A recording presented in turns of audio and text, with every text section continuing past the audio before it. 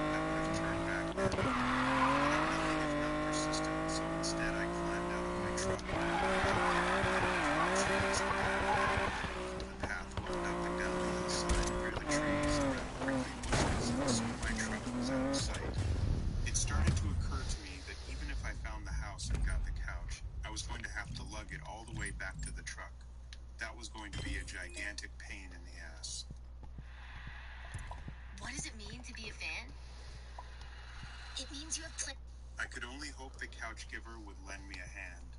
I was pretty far down the path when Google spoke again. After the bend, take a left along the riverbank.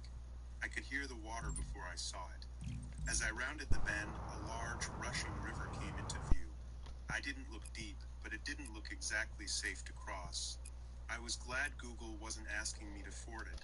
I did as instructed and took a left alongside the river. Google chimed in almost immediately. 200 feet, take the fallen tree over the river. Of course I was going to have to cross the damn river. It wasn't long before I saw the tree. It was huge and long dead, devoid of any leaves and dry as a bone. It lay across the river, resting on either side of the bank. The river ran below it, a bit calmer than when I first saw it, but I still wasn't I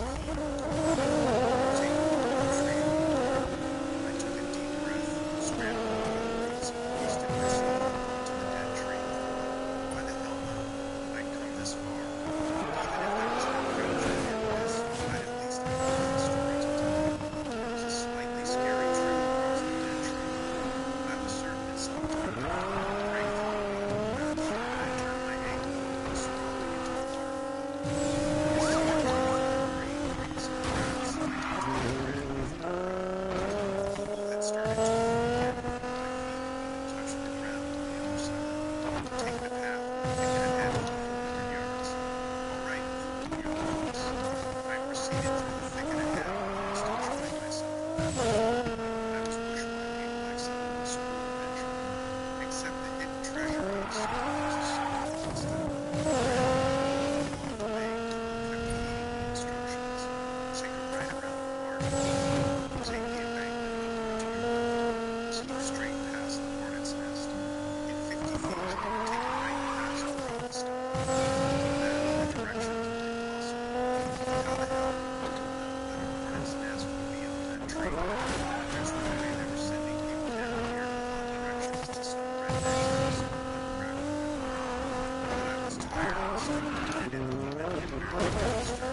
I know all they did. I am not a smart man. You're not wrong. I had just finished wading through a sea of bushes when I came into what I can only describe as a hollow. I don't know if that's the right word, but that's what I'm calling it. The forest cleared out in nearly a perfect circle, maybe 40 feet in every direction. Fucking y'all The hitting branches cars of and the shit like ancient some trees pussies and joined shit. together above Y'all me, garbage. I ain't shutting gonna out lie. the Y'all hit sun, like a bitch. casting the entire area in Y'all shadow. not even racing for And in real. the middle of the Y'all just hollow wanna was a ping large, pong hit. stony outcropping, Y'all wanna jutting out get of the first whole ground damn like a bad and broken shit. molar. And in the middle of that outcropping Yeah, was an bro. opening. I stepped out into the hollow and could feel the temperature drop. I stopped dead. This wasn't right. I nearly jumped when Google spoke up. Enter the cave. And that was that it. I was done.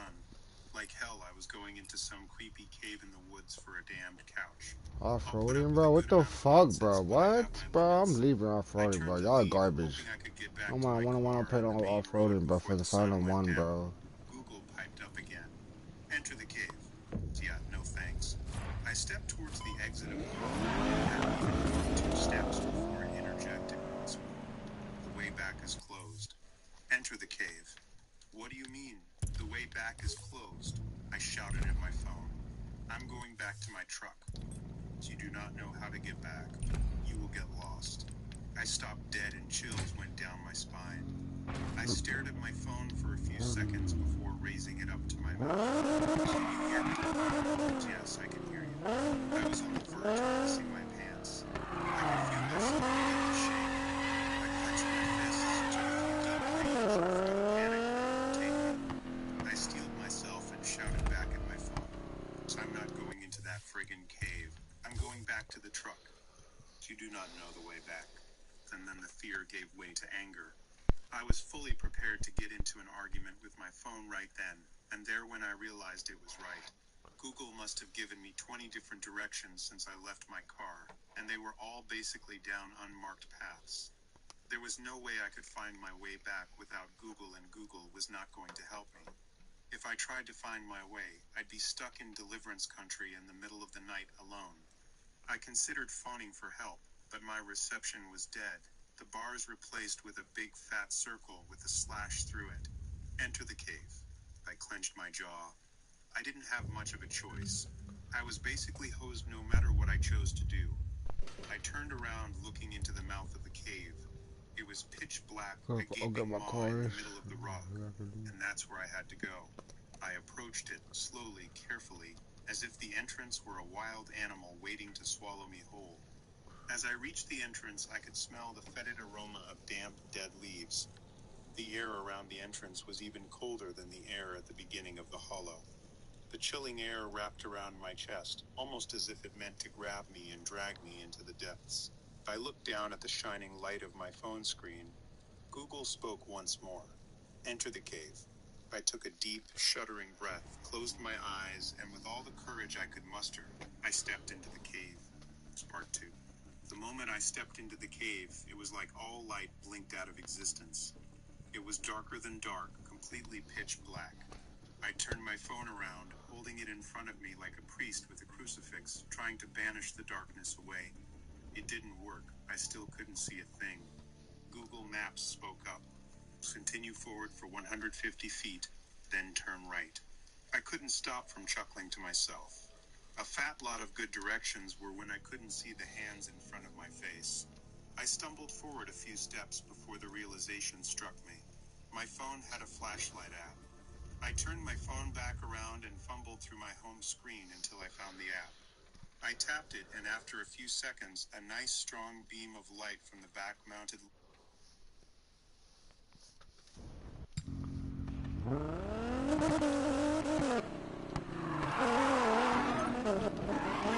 Several years ago, I moved into a spacious apartment in a bustling city. It was a welcome change from my previous cramped living quarters, and I was eager to settle into my new home. Little did I know, the events that would unfold in the coming days would leave me questioning everything I thought I knew about my neighbors and the safety of my own space. Shortly after moving in, I encountered one of my neighbors in the hallway. He introduced himself as Mike, a friend of mine from before he lived in the end of my hallway. We exchanged pleasantries, and Mike suggested that we hang out sometime. I welcomed the idea of making him a friend, but little did I know, our brief encounter would soon take a dark turn. One quiet evening, as I lounged in the living room, I heard the unmistakable sound of footsteps echoing down the hallway. Curiosity piqued, I approached the door and peered through the peephole, expecting to see a neighbor passing by. Instead, I was met with the unsettling sight of Mike standing in the middle of the hallway, his gaze fixed on my door. I need to upgrade. For a moment, I froze, unsure of what to do. Mike's presence I'm gonna outside tell my you this how this apartment was whole unnerving, and I couldn't shake the feeling of unease that don't need washed that. over I'm me. sorry, this is As he lingered by that's my why I was so door, high, I just waste wondered what could money. have prompted him to And I'll stop get there, this his whole intent unclear. Just when My I thought he baby, would and I'll move get on, that baby Mike right took there. a step closer Unless to I my need to door, upgrade my his Porsche. actions becoming more erratic by What the cars I second. got here? I got 7 He cars. seemed Let's to see be what cars I got studying my put door up. intently, his I'm gonna movements set up, sending a okay. chill down my Got that spine. drift car, okay. I held my breath, waiting for This him car, to knock or I'm looking speak, around this but he car. remained silent, his intentions shrouded in Dark mystery. cars, okay. Unable to bear the tension any longer, Off-road, don't I care about retreated that. from the door, Nah. my mind racing with fear and confusion.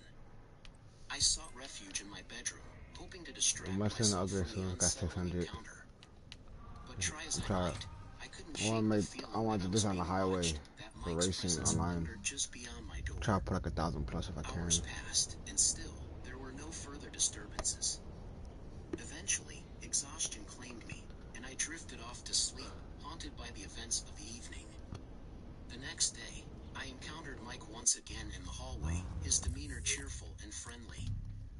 I forced a smile and exchanged pleasantries, but beneath the surface, I couldn't shake the feeling of unease that gnawed at me. As we parted ways, I couldn't help but wonder about Mike's true intentions. His behavior the night before had been unsettling, and I couldn't shake the feeling that he was hiding something. Days turned into weeks, and I found myself growing increasingly wary of Mike's presence in the building. But just as suddenly as he had appeared, he vanished without a trace. Rumors circulated among the other tenants, with whispers of evictions and strange behavior. Curiosity got the better of me, and I asked one of my neighbors about Mike's sudden disappearance. To my surprise, I learned that he had been evicted several weeks prior, his strange behavior raising suspicions among the other residents. Relief washed over me as I realized that I would no longer have to worry about encountering Mike in the hallway.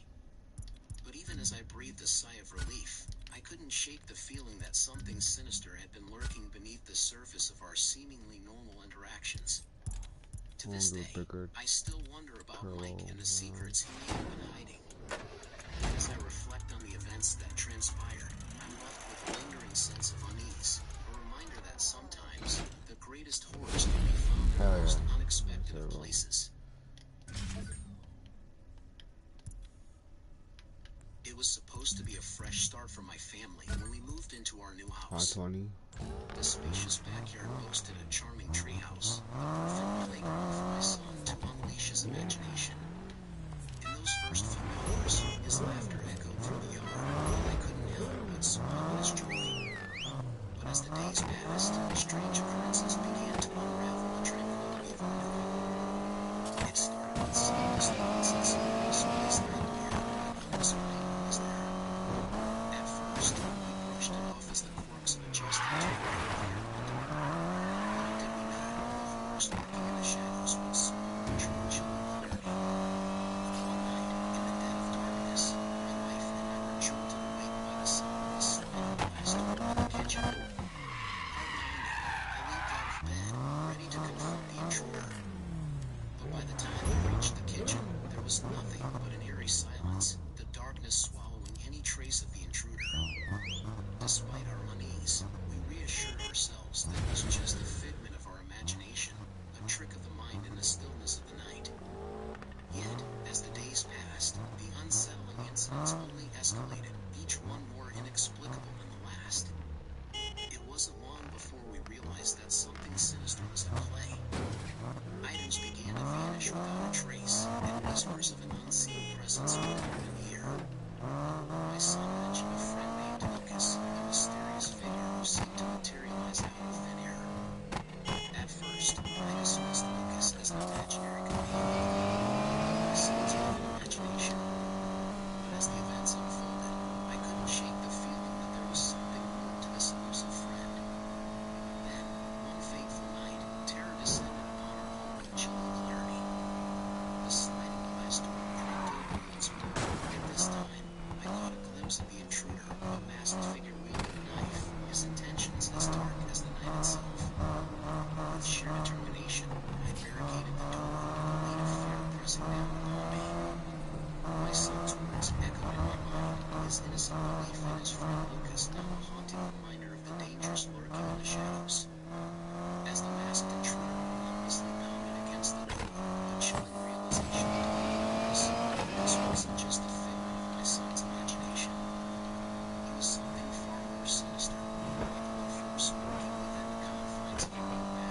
like that backfire. In the chaos that ensued, we were fortunate to escape with our lives, but the scars of that night would linger long after we fled our once beloved home. The police searched tirelessly for the masked intruder, but he vanished without a trace, leaving behind only a trail of fear and uncertainty. In the aftermath of the ordeal, we were forced to abandon our home, a sanctuary and find refuge for our family. Yet, as we left the treehouse behind, I couldn't shake the feeling that Melissa's presence lingered among the shadows, a reminder of the darkness that lurks just beyond our grasp. And so, we embarked on a new chapter, haunted by the memories of that fateful night, forever wary of the secrets that lie hidden in the shadows. For in the darkness of the night, even the most innocent of places can become a playground for unimaginable horrors. The line between reality and nightmare blurs into oblivion. The onset of winter marked a significant shift in my life as I embarked on a new journey driven by work obligations. Relocating several states away was inevitable given my professional responsibilities, leaving me with no option but to uproot my life and settle in an unfamiliar small town on the outskirts of the city. With no chance to visit beforehand, I rented a house sight unseen, bracing myself for what lay ahead. Arriving in the town, I couldn't shake the sense of disappointment amid its long roads and antiquated neighborhoods. Unlike the bustling urban landscape I was accustomed to, this town was serene, antique, its streets lined with time-worn houses that seemed frozen in a bygone era. Amidst this quaint backdrop, I found my new abode, a relatively modern dwelling nestled amidst a mishmash of vintage residences. Parking my car on the curb, I approached the house with a mix of trepidation and optimism. Unlocking the front door, I stepped inside, greeted by a sight that fell short of my expectations. The walls bore the scars of neglect, adorned with cracks and water stains that marked their surface. It was a far cry from the pristine edges I had seen online, but given the limited options, I resolved to make the best of it. Setting up camp in the living room with an air mattress, I braced myself for the night ahead. The silence of the empty house felt oppressive, amplifying the unease that gnawed at the edges of my consciousness. Just as I began to drift into sleep, a sharp knock shattered the tranquility, jolting me awake.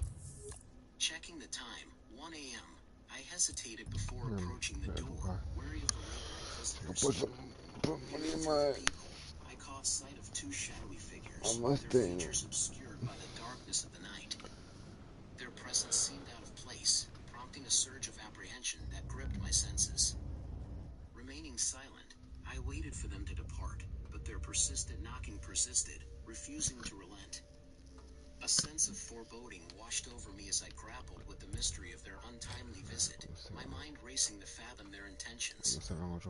After what felt like an eternity, the figures finally retreated into the night, leaving behind a lingering sense of disquiet. Exhausted and on edge, I retreated to the safety of my makeshift bed, the events of the night casting a pall over my already fragile sense of security.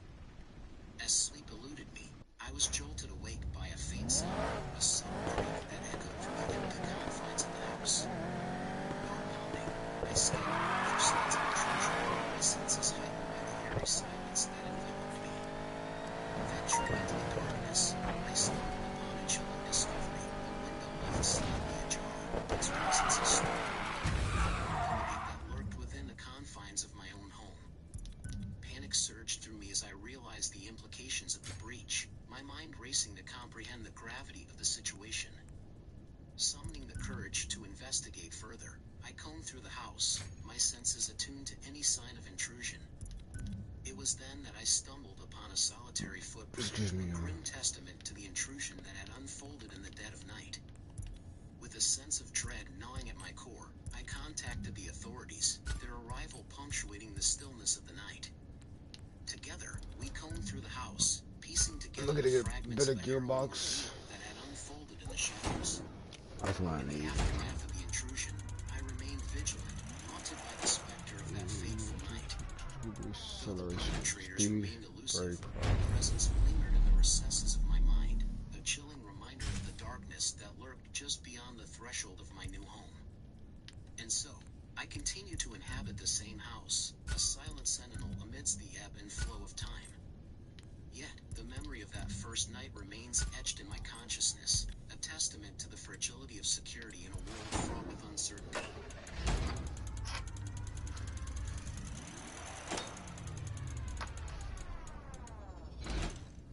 Download the Ralph's app and enjoy over $500 in savings every week with digital coupons.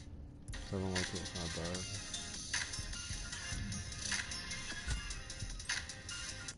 Hello, dear listeners.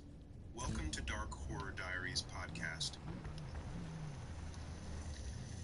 I found a job on Craigslist, and now I'm regretting it. The Craigslist ad read, lifeguard for swimming pool. Clean the dishes, my drunk mom yelled from the living room, startling me. I had been on my phone searching for Craigslist job ads. Hell, I had been for the past 2 weeks. My mom had been depressed and turned to drugs and alcohol. Why, you may ask? Well, my dad passed away not long ago. She had gotten fired from her job and hadn't found a new one. That's when all the pressure was turned on me. If my estimates were correct, we would be evicted within 7 months. I needed a way to pay the bills, the rent, the food, and my mom's whiskey all at once. Not only that, but I needed to find a way to pay my college tuition. Now, before I start, I want to clarify things. This took place in 2019, so don't come and murder me for not wearing a mask. And also, though I doubt anyone will believe me, I know what I saw. As I said, I was looking for a job. I didn't want to work at the McDonald's down the street since I'd work nonstop and get minimum wage. Neither did I want to work at the nearby factory, since I'd also probably get lung cancer before I'd be able to pay off my debt. After cleaning the dishes and taking out my mom's half-empty bottles of whiskey, I went back to Craigslist. I opened up the description of the job I mentioned earlier, and I read, the job itself was decent. All I needed to know was to swim, and it was close enough to where I wouldn't have to take a bus. The pay was below the minimum wage. However, there was one big thing. At the end of the description, I read, if you're sensitive about the supernatural, this job is not for you. I thought this was just some joke for the new guy, so I went along with it. Life continued as usual as I was kept busy with my mom's breakdowns and episodes. I know, worst Groundhog Day imaginable. 5 days later, I received an email saying that I had gotten the job. I mean, I couldn't be mad. The pay was good and I was willing to work there, but I felt as if they were hiding something from me. Hiding something that shouldn't be known to humankind. I should have listened to my gut feeling. On Monday, I got on my bike and sped off. It was already sunset when I got there, but I didn't worry since I was told to come at that hour.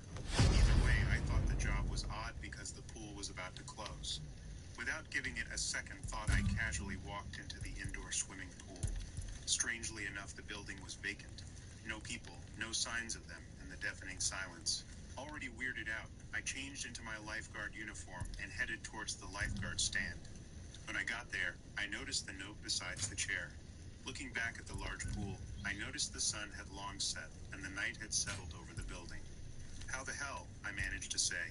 I had only been there for about 20 minutes, but it was already dark outside. I stared at the gentle waves of the pool for another minute before recomposing myself. I turned back to the stand and read the note. The note read, hello, name redacted. As we know, you will be the lifeguard for this pool. I know you might have many questions, but this is the introduction. If you survive this night, your pay will increase tenfold. Now, here are the directions. If you notice time seems to go fast, remember that. You'll need that knowledge for later. If you see a blood red moon, make sure you turn off all the lights. You will also need to make sure this phenomenon is not occurring. If you notice a dark spot at the deep end of the pool at exactly 11:20 p.m., close your eyes and count to 30. If you hear splashes at the 20-second marks, move your hands to your eyes. At 11:35 p.m., the entrances to the pool. You will likely hear banging and the voices of your loved ones pleading from the other sides of the doors. But do not open the door. Only unlock the doors once the banging and pleading stops. If you do not hear the banging or the pleads, run. Use the emergency exit and run. At midnight, a young girl will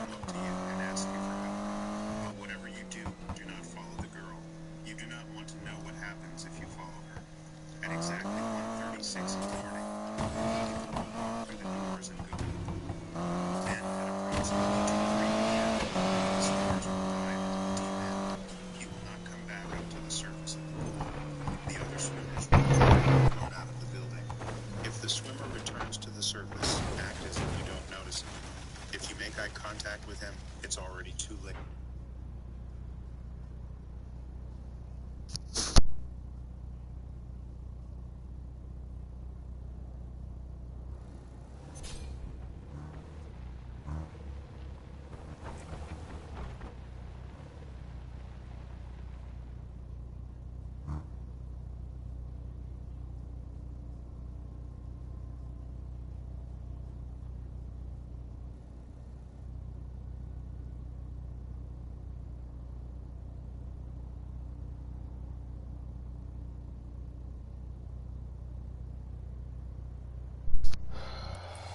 Yo, I gotta go, yo.